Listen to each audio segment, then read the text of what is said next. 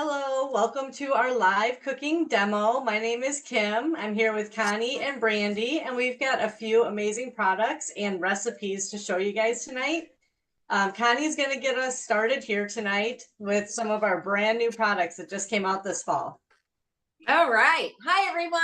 I'm Connie. I wanted to show everybody our new charcuterie board. I don't know if I say that right. I don't know if you can see this. I pretty much already have everything started.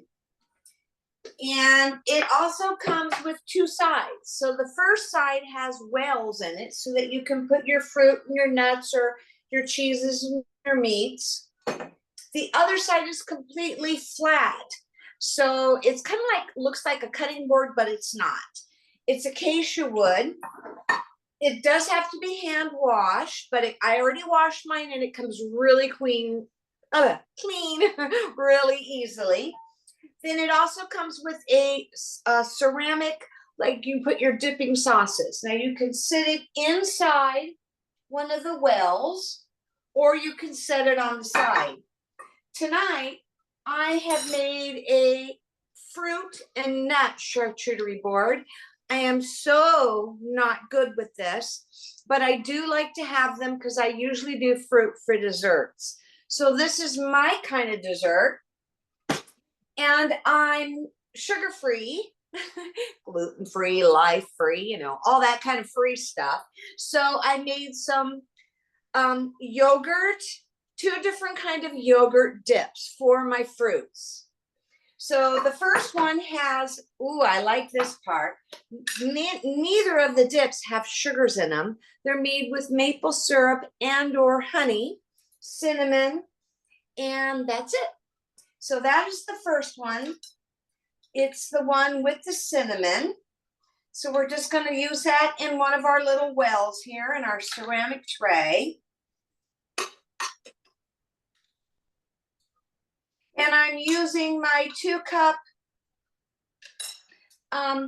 little mixing bowls because it holds 1 cup. It has the measurings. You can't see it, but it has the measuring. So I can put my yogurt in and all my ingredients, stir it up. They have lids, so it just makes it really easy. This is our 3-cup, and I use that one and for the other dip. And this one has lemon zest, yogurt, and honey. So we're going to put that one in the second well.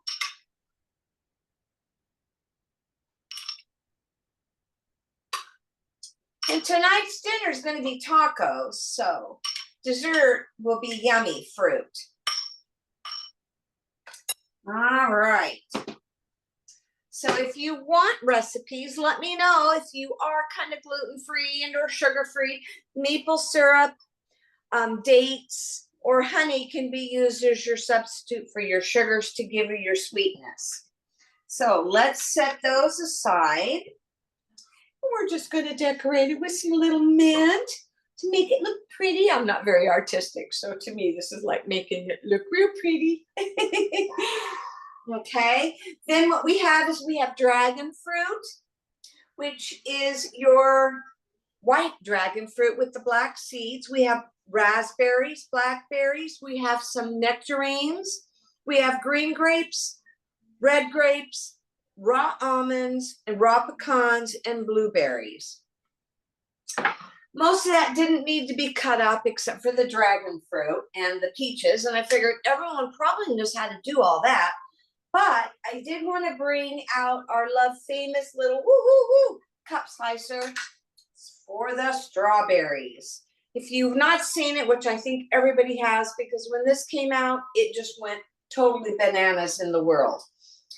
You just set it, it's got your blades on the bottom.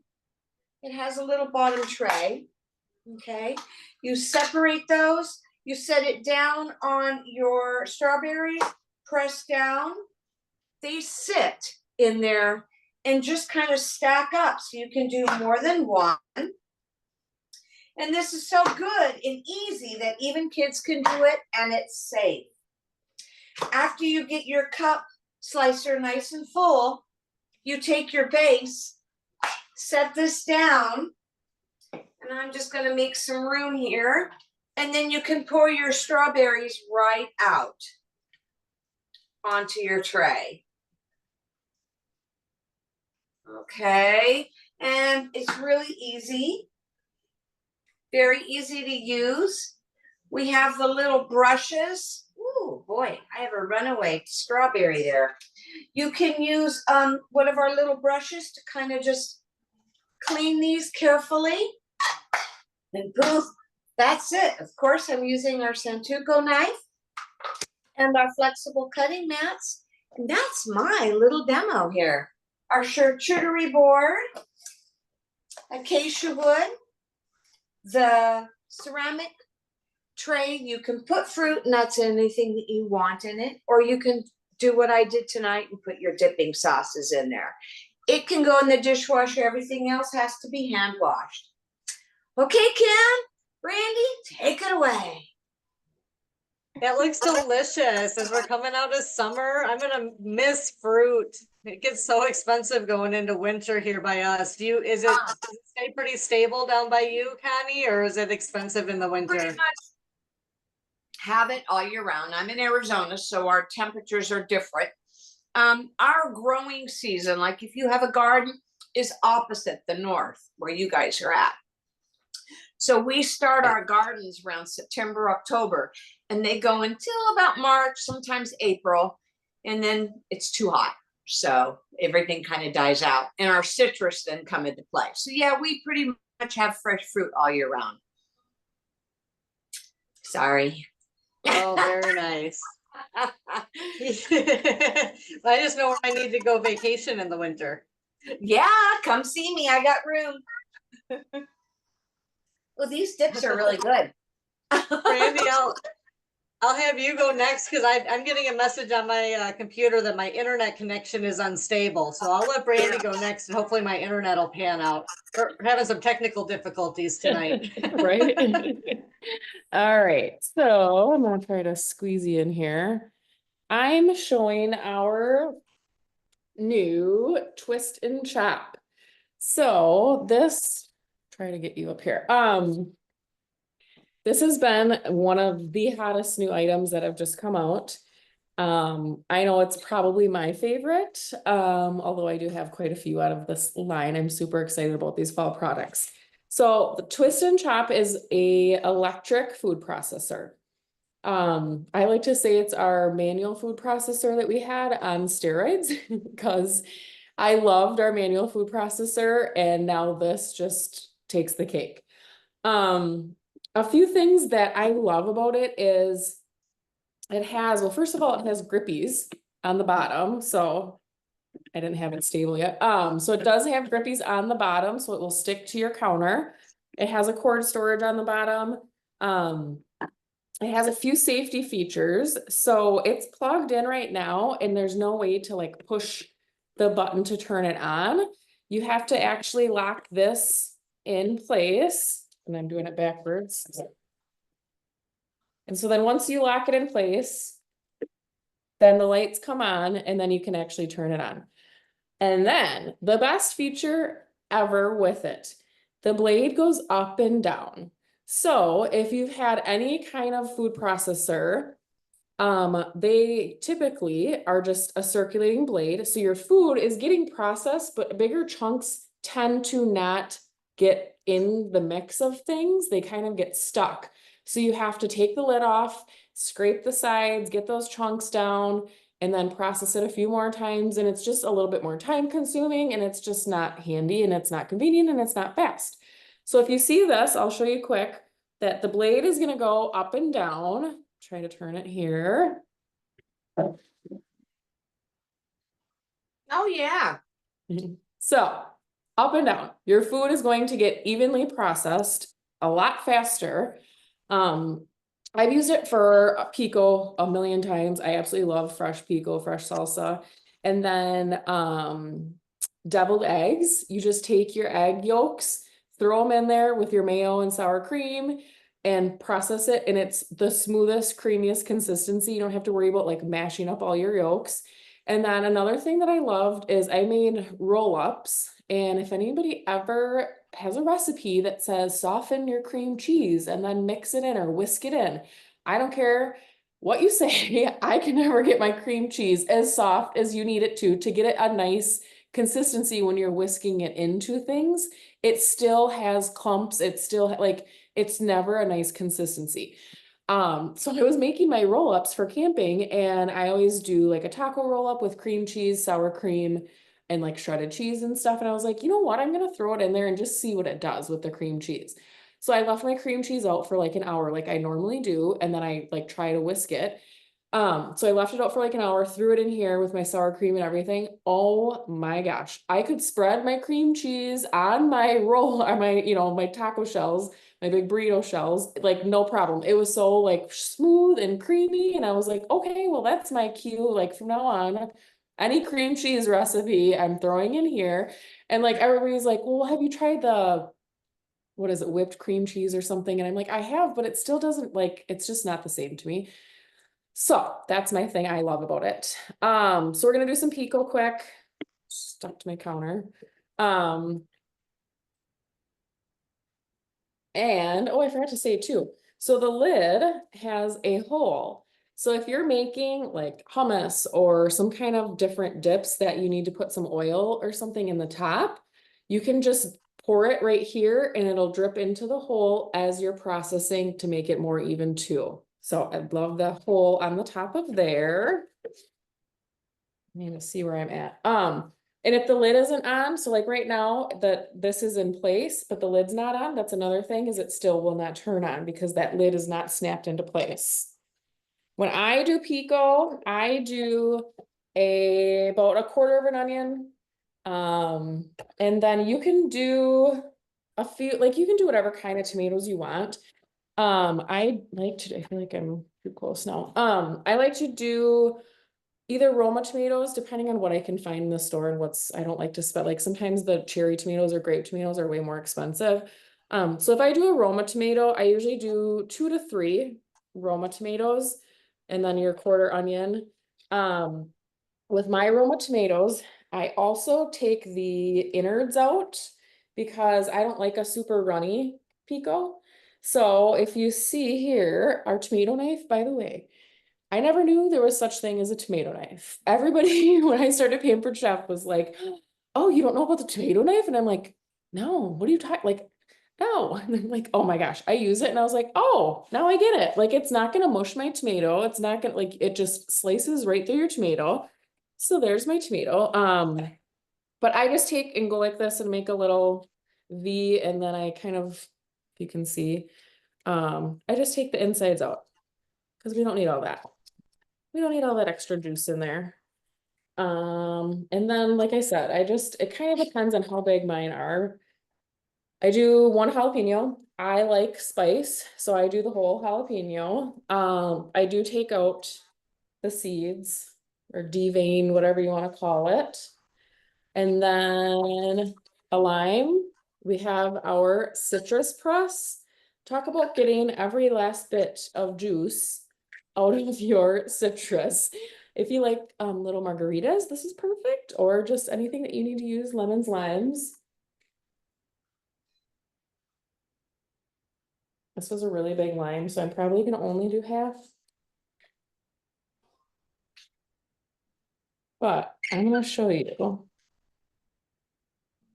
Like, there's nothing left in that lime. It got every little bit of juice out. We'll do that. And then I do add garlic sometimes if I want to. Today I'm not going to because I don't feel like it. I have this like packed full. So we're gonna just stick the cilantro on there. And then the cilantro, I don't measure because I just love cilantro, so I throw whatever I want in there. I think like a half a cup of loose packed cilantro is good. But look at that, like it's all packed in there. And now I'm gonna show you literally how quick it is to make pico. I like to pulse just because with pico, I like it a little chunkier.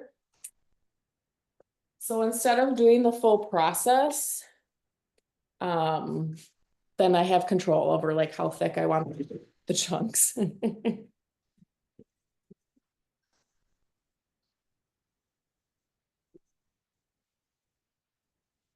I just made pico tonight, but not Like pico 2 seconds. salsa. Yeah, and it 2 worked.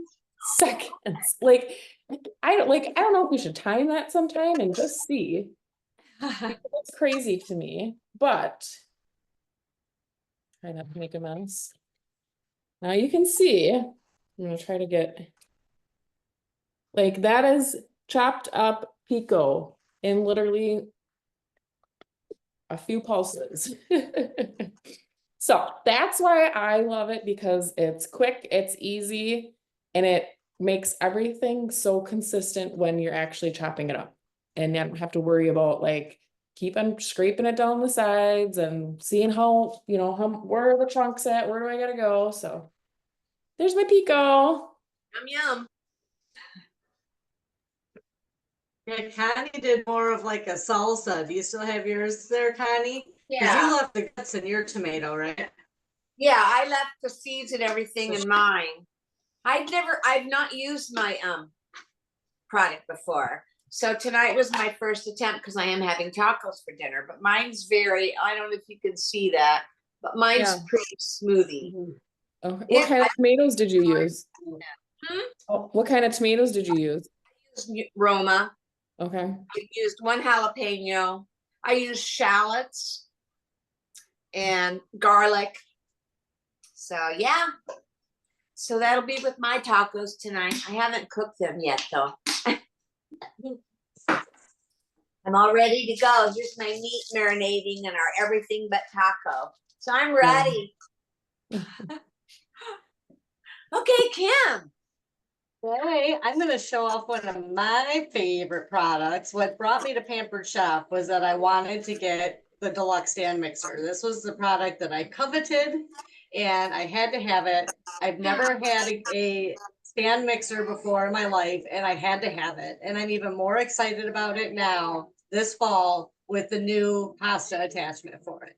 So first of all, the mixer comes with 3 attachments. So you've got a whip attachment, the mixing attachment that has this blade, so it's scraping the side of the bowl while it's mixing, and also the knead attachment. So I already used my mixer this morning. If anybody followed me, they might have seen my video that I was up early this morning and I made my pasta dough at 7:15 this morning so I could get it in the refrigerator because it has to refrigerate for 30 minutes or overnight. And I didn't feel like doing it last night. So I got up early this morning and it took me, even with explaining what I was doing, about 4.5 minutes to make up the pasta dough, because then I could go have my coffee while it kneaded it for me. So I love the mixer. It's hands off. The bowl locks on. There's a handle on the back to make it easy to carry. I love that because I don't have room to keep it out in my kitchen all the time. I have to store it in a closet. So it makes it really easy for me to get it in and out of the closet when I want to use it. And it has a cord storage here on the back. So it's really easy to store. Just gonna get it plugged in here and turned on. And then for the pasta attachment, it goes on the front of the mixer. And the pasta attachment, it comes with 3 pieces. So just to kind of explain to you what these pieces are, this is the roller. This is what we're going to use first. And on it, I don't know how well you can see it here, but there's numbers on here, 3, 2, and 1. So I can turn that and it's going to adjust the thickness of this. So we're going to start thick and then get thinner as we roll out our pasta noodles. And then it comes with the linguine cutter and the spaghetti cutter. So once we roll our pasta out, then we can cut it with these. Comes with an attachment for cleaning that fits right in there. So I can actually turn it. Well, it's really hard to see on the video, but so you can turn it while you're cleaning it. But on top of that, it also opens up. So you can access the inside of this to get it clean. So I absolutely love how easy it is to use and how easy it is to clean. Goes out of the way for a second. And we're just gonna put this one on. go. And I got it set to 3. I'm gonna turn this so you can just kind of see the front of it here for just a second. So we'll be able to set it here. There's multiple settings on the mixer if you're using it as a mixer. And as you adjust it, so like when I was making the dough, I had it set on knead. It shows me right here which attachment I need to use for that. So you can't accidentally put the wrong attachment in for what you're trying to do. And if you're following one of the Pampered Chef recipes, it will tell you which attachment to use and which setting to use on it. So today I went into our new Season's Best recipe book. And if you want one of these, talk to your consultant. We have both digital and paper copies. And I was following the recipe for the fettuccine Alfredo, which we'll be having for dinner tomorrow, because I'm actually going to cut up the pasta tonight and we're going to cook it tomorrow. You can even freeze this pasta. Last time I did it, I made up lasagna first, and then I froze some of the noodles. And then the next week I cut it into fettuccine and we had pasta a couple weeks later. So it says that I need to attach the pasta roller and turn it to setting 3. We're going to keep this on custom. Oops, I turned it, so I'll set it on custom, speed 1. And I've already, like I said, made the dough up earlier today. And now I've divided it into 4 approximately equal circles. Let's slide my stuff back a little bit here to come out of the room. I've got a very small kitchen and like 1 outlet. So we're working with the space we got. So I've got to flour my surface, because you definitely want to use a lot of flour when you're working with the dough. You don't want it to stick. So I'm using, this came out what, in the spring, ladies? The large stainless steel measuring cup. And I just like to leave that just right in my flour. It's really convenient. And we're just going to take one of these. So work with it in the flour a little bit. And we're just going to make it into a little bit of a circle. And then we're going to set this on 1. And I love this. I think this is almost therapeutic. I do. When I did it the first time, I was like, oh my gosh, first of all, it's easy, but I'm like, I just love watching it go through there. I've done it one time. I haven't played with it too much, but it was fun. And it really isn't that difficult. No. Come on. Feel like it went through faster last time, but there it goes.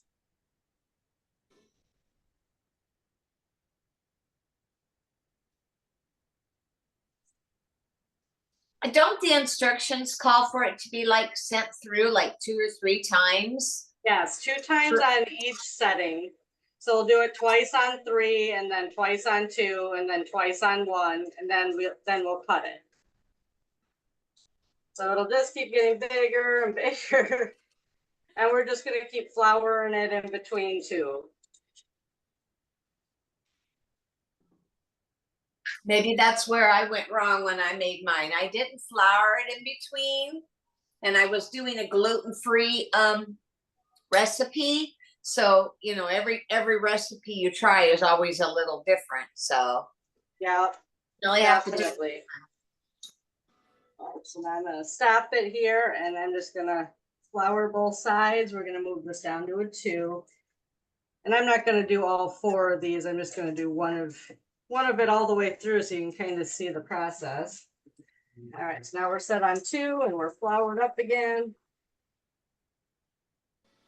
You guys were talking about storms. Well, Havasu very seldom gets any, but we have a major monsoon happening right now. Oh. So I may lose power, but we won't go there.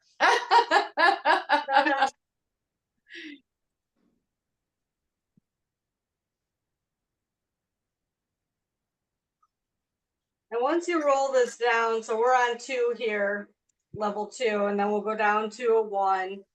You can stop there and cut it, and you would have lasagna noodles. So that's what I did for my first one. And then from there, I froze it. So anything that I didn't use the first time, I froze as lasagna noodles. And then I thawed them when I was ready to use them and cut them then. But you can cut them right away and freeze them that way as well.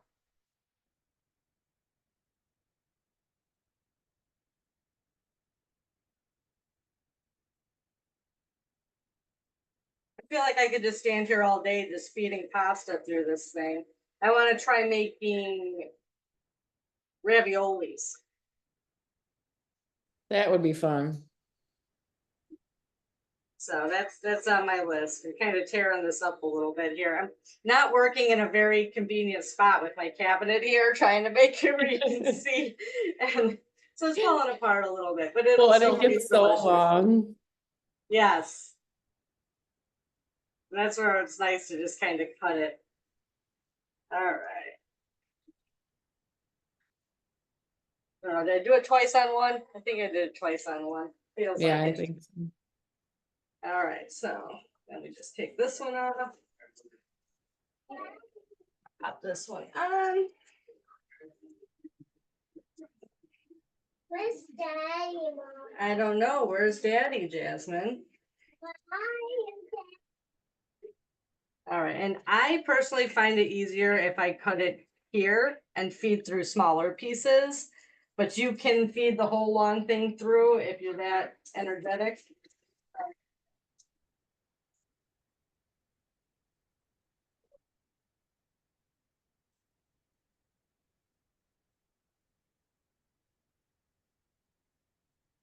From here, you can keep it in your refrigerator for a couple days. You can freeze it for several weeks.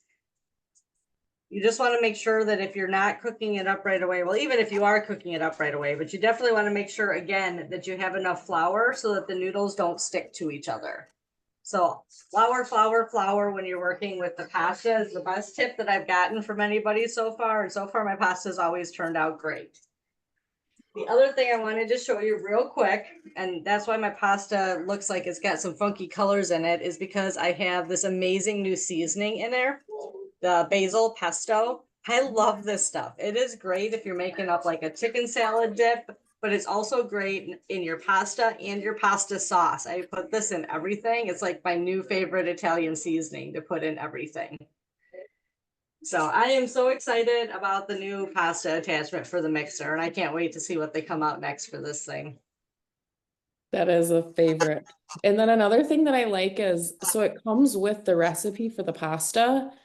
And like I've heard people say you have to use a special flour if you're making homemade pasta. With this one, you don't have to.